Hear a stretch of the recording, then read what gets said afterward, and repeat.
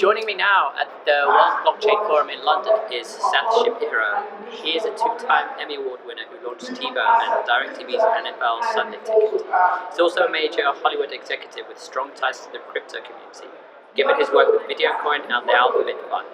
He's now taking on the role of founder and CEO with his latest venture, AlphaNetworks.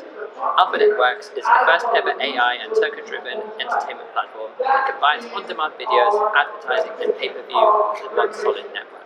Throughout Seth's two-decade career, he's seen the decline of cable subscriptions, plummeting network ratings, and the rise of video piracy. The underpaid talent and bloated studio budgets that are all contributing to the failing media business model. Building AlphaNetworks from the ground up to provide transparent and equitable economics, new revenue streams and opportunities for increased creative freedom. The AI-powered platform provides recommendations, predictive analytics, customized viewer experience, and increased payouts to creators. Thanks for your time. Thank you very much for having me. So, to begin with a background in funding the likes of TiVo, what brought you to the blockchain space to begin with? Yeah, so the media business, as it turns out, has always been driven by new technology. So in the case of TiVo, it was the fact that at the time, TV was really strictly appointment viewing. If you wanted to watch a show Thursday at 9, you had to more or less be there Thursday at 9 or program a VCR, which was a miserable task. So that was just one example of a technology that changed the game. But this, I think, will be a huge game changer, potentially on the order of the internet. If you remember back then, when we first started seeing websites, there was an extraordinary debate that I was part of in Hollywood at the time about people saying the internet's not going to change anything, and there were many of us who obviously believed it would, but there were a lot of people who thought that TV would be completely untouched by the internet, and obviously they couldn't have been more wrong. I think blockchain in many ways is the second coming of that kind of a tsunami. Tell us more about AlphaNetworks and why it was set up. Yeah, so there are a lot of problems with the existing system. So now we've moved, as I was saying in the talk earlier, we've moved from an era dominated by pay television, cable and satellite, to an era dominated by streaming video, over-the-top services like Netflix, Amazon, etc. But there are still tremendous inefficiencies in that service. For example, it's very difficult in the current YouTube economy for creators to make a living, extremely difficult. Only 3% of YouTube contributors get paid above the poverty line, which is something like $16,000 US a year. Your content can be pulled down without notice for any time, at any reason. Facebook, lots of people try to build their business on Facebook. I think in either case, Facebook or YouTube, you're basically building your house on somebody else's land. They change the algorithm, they change their policies, your business is washed up. So part of it came out of having a lot of friends in the Hollywood influencer community who I thought were doing great work but really couldn't make a living, or were subject to these kind of draconian policies, and wanting to create a platform for them. Also, the OTT space, the subscription video, streaming video space in and of itself has a lot of, I think, possibilities that have not been tapped by the services so far. A token being a huge one, because the more I started to think about creating a token economy specifically for media that was actually designed by people who'd spent their careers in media economics and building businesses in media, the more excited I got about all of these incredible things that having a token-based video streaming service, global, fully scalable video service that also had a major AI component, all these amazing things that could be unlocked. How can companies such as AlphaNetworks help other How can companies such as AlphaNetworks help benefit other businesses wanting to enter the blockchain space within your sector, or even within Hollywood, for instance? Yeah, it's a great question. So, for example, right now you have three completely different business models that are on three completely different platforms. So we call advertising video on demand. So that's video where the money comes from advertising. So YouTube would be an example of that. You have subscription video on demand, something like Netflix. And then you have what we call transactional video on demand, or pay-per-view, which, as an example, that's how Apple's ecosystem works. So if you're have content on Netflix, your content is generally locked up exclusively worldwide for a certain number of years. If you are on YouTube and you actually want to sell something, you really can't. All you can do is do advertising. And if you're on Apple and you wanted to raise or lower the price of your content based on your audience, you couldn't do it. So there are all these built-in handcuffs on content creators, whether they're studios or influencers or new creators or filmmakers or journalists or people doing a show like this, where they're stuck in these boxes that don't really fit anybody, or they may fit a few people, but they're not customizable. So our thought was, let's create a platform where whoever you are, as a creator or as a producer, whatever model works for you, do it. Set your own price. We'll give you our guidance. We'll give you our thoughts. But if you want to sell pay-per-views, do it. If you want to give certain videos away for free and sell other packages, do it. If you want to do subscriptions, do them. So we're designing this platform from the ground up to give audiences, advertisers, and creators as much flexibility as possible. And I think once it's out there, it will be dramatic how much stuff there was that nobody else had done yet, and how sort of kludgy the system that we're in now actually turns out to be. What's the view of blockchain in Hollywood at the moment? They don't know. They can't make heads or tails of it. There's, if you mention the word crypto, a lot of them immediately run screaming in the other direction. So there's sort of the Jamie Dimon, Bill Gates narrative, I think, is pretty well spread in Hollywood that this is some sort of nefarious world, which is unfortunate. The truth will spread. I think it does remind me to some extent of the early days of the internet, 94, 95, 96, where there was this same sort of knee-jerk, geeks, computers, run, that there was this new technology that Hollywood didn't really understand, so therefore it was dangerous and not really legit. So we're definitely in the early days. I think for us, the fact that we've been consultants to more or less every major studio and network at one time or another makes it easier for us to tell the story than for other people. We can kind of speak their language. We can build models that actually show how this would work for them, but it's definitely still the early days. I was talking to Halsey in a minor in another video, and I made the comparative narrative between something like blockchain and Bitcoin almost disrupting the internet the way that Napster disrupted the music industry 20 years ago or so. Do you think that's a fair analysis? It's a great analogy, because here's exactly what happened. The comparison, the place where the comparison is most powerful is Napster and the music business versus blockchain and whatever happens next with the video business. So here's what happened. Napster, when they came out, were actually quite willing to partner with the existing record companies. Actually, they wanted to. So Napster is the first major peer-to-peer service with tremendous disruptive power over the music business. Said to the music business, hey, we'll partner with you. We'll split revenue. We'll do a subscription service. And to their everlasting shame, the record companies in the existing music business wanted no part of it. They rejected it. And so essentially they had their lunch eaten and their business model destroyed, for just utterly decimated for a number of years, because they refused to cooperate with the new technology. Now, TV could have made that mistake. TV had a little bit more time because the bandwidth requirements for video were higher, so music was an easier business to plunder. But the TV business actually saw this coming, and so I was involved in a number of projects where smarter companies decided to figure out how to do things like the streaming services that we built, to try and partner and not try to fight new technology. So the question, as the really powerful things that can be unpacked come along, like authentication, like traceability, like real ratings, like real viewership numbers going back to content creators, which they almost never do.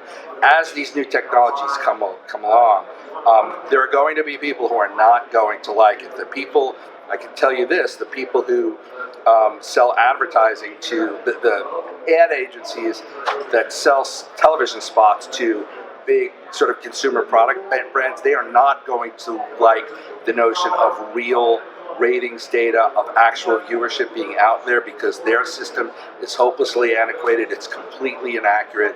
The Nielsen ratings, no fault to them, but it's a joke. It's absolutely a joke. This is antiquated technology. So for when we can come along, and other companies like that can say, here's exactly how many viewers you got, here's the demographic of those viewers, here's the location. We don't know their particular identities because it's anonymized. We don't know who these people are. We don't know their personal information, because that's really important.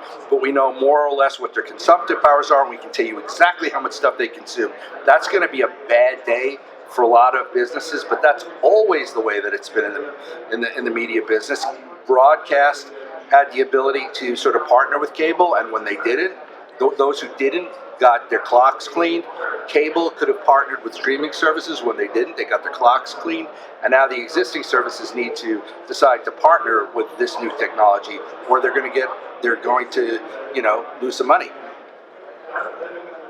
Why do you think the likes of the music and film industry are so slow to react to new technology? Because I can't ever remember a time when they've been so innovative. I can't think of one instance. It's a good question. I think it's kind of a cultural problem in that, in the film business particularly, the culture of creating movies, as wonderful as in a certain way, it's pretty insular. Movies are largely still financed the way they were decades ago, even though the world has changed completely. And in many ways, we're living in a world where theatrical distribution is maybe the most challenged of all of these things. Like, movie theaters have to figure out something to do, and so they're selling more food, and they're doing things like IMAX and higher quality, high-res formats. But it's unfortunate that I think people get a certain job, and then to some extent their job becomes defending the job that they got hired to do, and that's not really the right way to run a media company. The best quote I ever heard about this was from the former CEO of Fox, Peter Chernin, who at a conference I was at once said that the job of a media CEO is to build new business models faster than the old ones erode.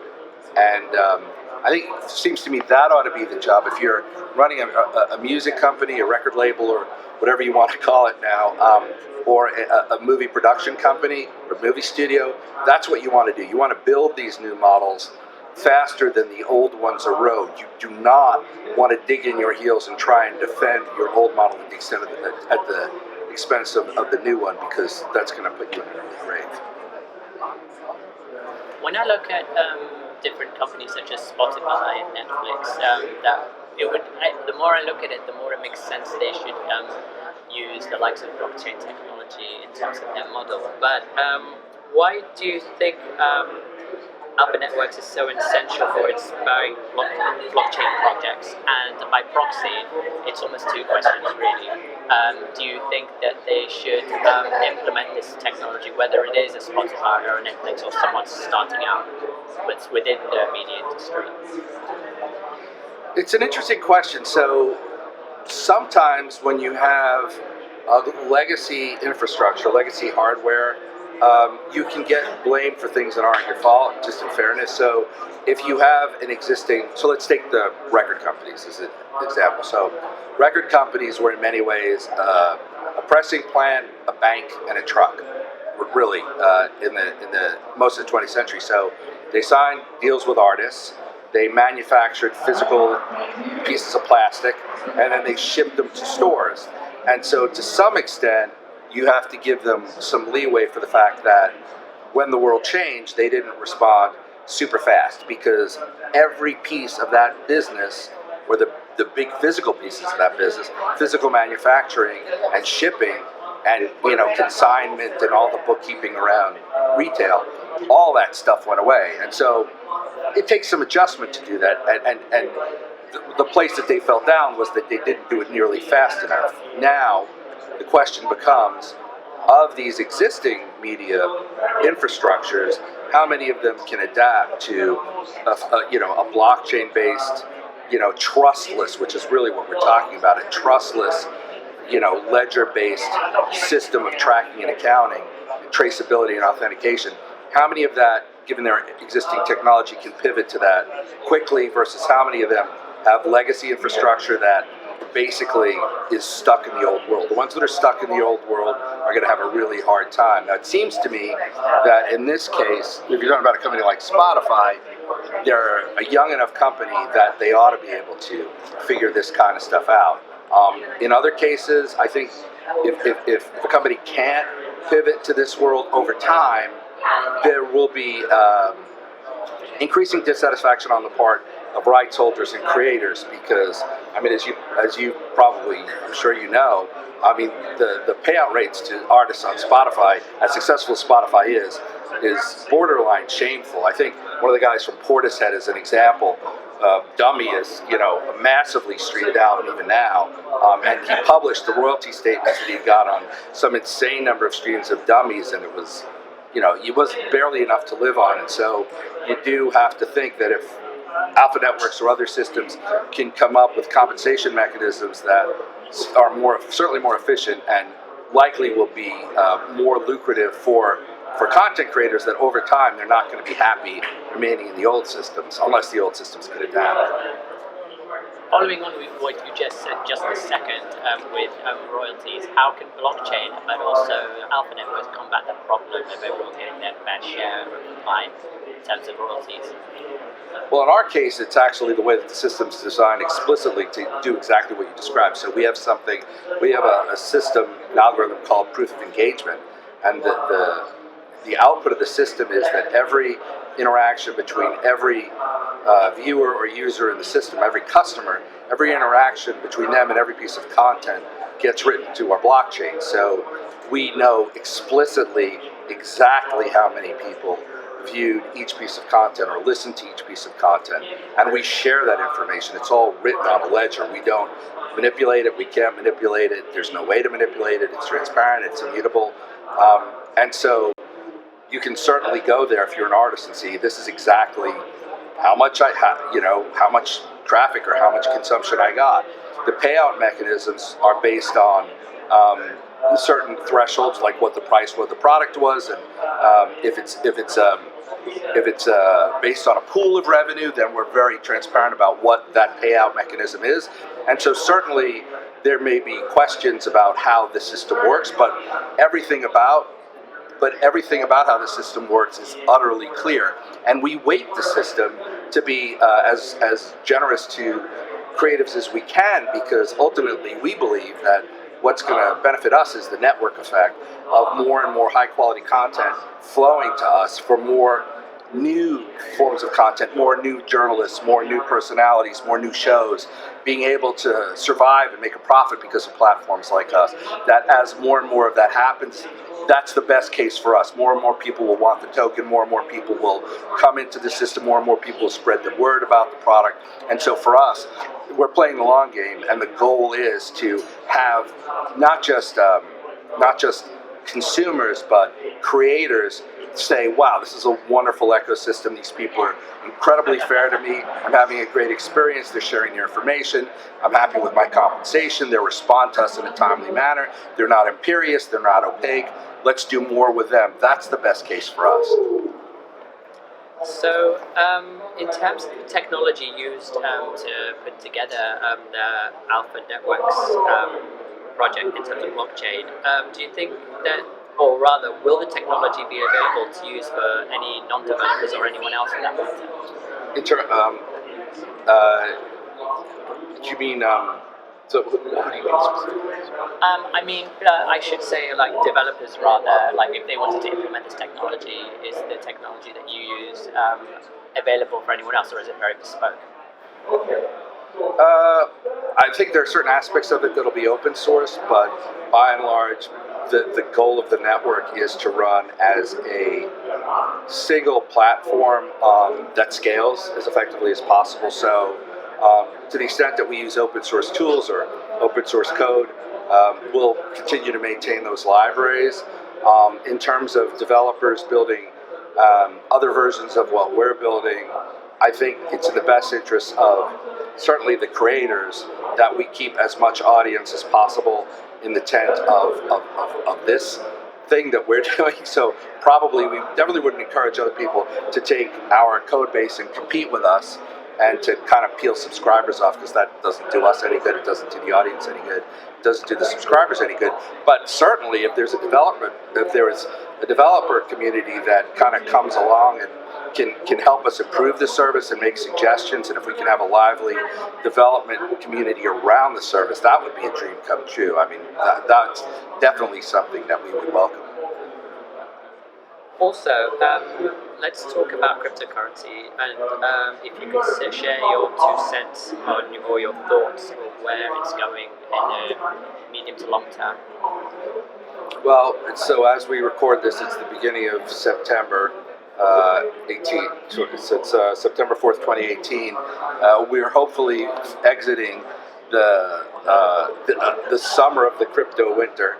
August was horrible, with ETH down to 250 and Bitcoin, down to 63 or 6. It's the summer. August is always the worst month. Half of the community is at Burning Man, the other half, the whales are in the Hamptons or the equivalent in other markets of the world. So August, nobody expects to be good. So certainly I think the general high market cap tokens and protocols, etc., will rebound. The top 10 will be back. Bitcoin will come back up. The larger question is probably around the ICO.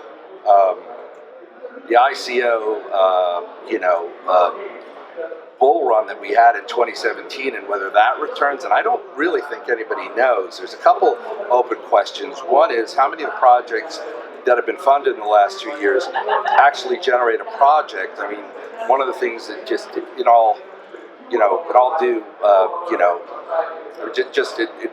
in full candor, I mean, one of the reasons I'm so bullish about our project is we're actually building a system for which we know all of the parts, for which we've got people who've been doing every action, every subsystem of AlphaNetworks.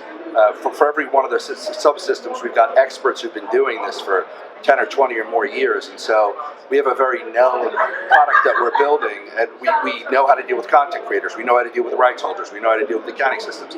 We know how to build blockchains. We know how to deal with token economics. We know how to do UX and build apps. And so I think we're somewhat in a relatively small group of projects that actually are doing arrays with the full and with the number 1, 2, and 3 goal of raising the money to build the platform and make it a successful ongoing business.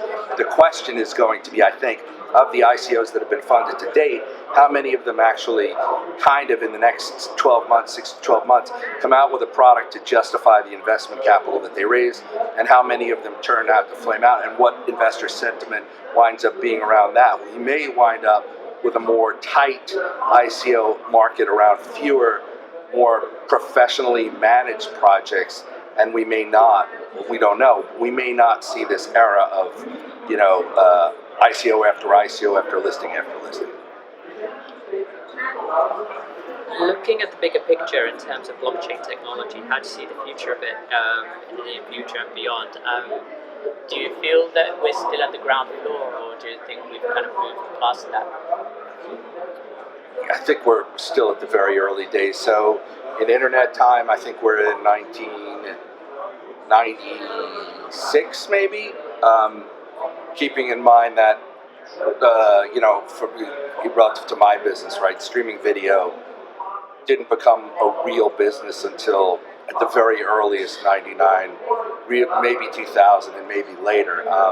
So we're still in the very early innings. Bitcoin now being defined as sort of the reserve currency or the gold equivalent, or however you want to define it. Ethereum having come out as a second sort of bull use case in terms of the ICO market, and then there being even questions around that. Other currencies like EOS or Ripple or NEM or what have you is having their own potential. very strong use cases, but the jury's still being out. So I think we're still very much in the early days. Security tokens, still potentially a massive market, largely the jury's out. It's just too early to know exactly what that market's going to look like. Certainly, there are a tremendous number of arguments why the security token business could be bigger than the utility token business that we've seen to date. But it's just going to have to play out. So, we're in, I think, second inning of a 9-inning game. In Hollywood, in that realm, are you seen as one of the kind of biggest innovators just by virtue of what you've done in terms of TiVo and now AlphaNetworks? I think I'm probably pretty well known as a fixer, or as a guy in Pulp Fiction that they call when you need, the thing done. I've worked at one time or another for, I think, every major studio group, worked with most of the major networks in some capacity. So, I understand the realities of that system, and when you deal with whoever your client is in a specific situation, you have to understand that they don't often have a lot of levers that they push, that they can push. If you're working for the studio head, for the head of a studio, there's certainly, you don't go in and say, hey, your economics are insane, and why don't you change your business overnight? You should integrate blockchain, and et cetera, so forth. You know that they've got only so many levers that they can push, and that these businesses take time to move. And so I think I have a fair degree of trust built up over the years that I'm somebody who understands the realities of those businesses and has lived in those businesses for 20 years. And if I say that AlphaNetworks has actually got a lot of very happy use cases for the existing Hollywood system, I think people are inclined to at least give me the benefit of the doubt, or suspend disbelief, or hopefully say, yeah, let's try something with you guys. I think I'd probably earn that. So to wrap this up, what advice would you have for anyone starting out within blockchain who wants to build this sort of business on the way up, and that's on the way up, young up and coming, or even one of our students watching this? Yeah, okay, so that's a great question. So, so for the students, I'll say what I tell my students at USC, which is you need to learn the rules. You need to master the rules before you break the rules. So, and I guess I would say the same thing to the other group that you mentioned as well. I'm not one who's a big fan of, in the case of blockchain or any new technology, somebody who goes in and says, wow, the banking industry looks really interesting. I'm going to build a new disruptive company around banking. I'm an active non-fan of that kind of thinking. I think whatever you do, you want to respect it. Whatever game you're playing, respect the game, respect the rules of the game. So if you're going to be a journalist, if you want to be an online journalist, then you should learn the rules of journalism. If you want to be a great guitarist, you should learn the rules of being a great guitar player. If you want to learn how to disrupt a particular business, learn that business first. Learn what works and what doesn't, because I'll tell you right now, you're going to do yourself a big favor by standing on the shoulders of the giants who came before you, who figured out a lot of stuff. You don't have enough years in your life, if you're going into a multi-billion-dollar business or a multi-million-dollar business even, you don't have enough years in your life to reinvent all of the things that have been done for the past series of decades, and it takes an awful lot of hubris, I think, to think that you could do that. So the first thing you want to do is be an ardent student of whatever that thing is that you want to disrupt. And once you've learned the rules, then go out and break them like a pro, and I would say all power to you, because every business that hasn't been disrupted yet by technology, blockchain or otherwise, is going to be, I think, very likely. But I would say the biggest favor you can do to yourself is study up, get a job doing the thing that you want to innovate on. Don't think that you can come in from the outside of something, of an industry that has dozens of companies and hundreds of employees who've been doing it for years and years and years, and think that you're going to be able to change that business overnight without learning how that business functions fundamentally. The number one key, I guess, to being a disruptor is you need to understand the business that you're disrupting better than the people who are defending it. Any final thoughts at all? Well, I do think this is a fascinating space. I think if you're a student now, you can pick a better field. If you're interested in technology, certainly blockchain is something that you certainly should seriously consider. There are a tremendous number of opportunities. We're in the earliest innings of the early game. If you think about getting into the internet business as I said, in 1996, that was a pretty good idea, and I think this time for blockchain is the same way. That was Seth Shapiro. Thanks once again for your time. Thank you so much.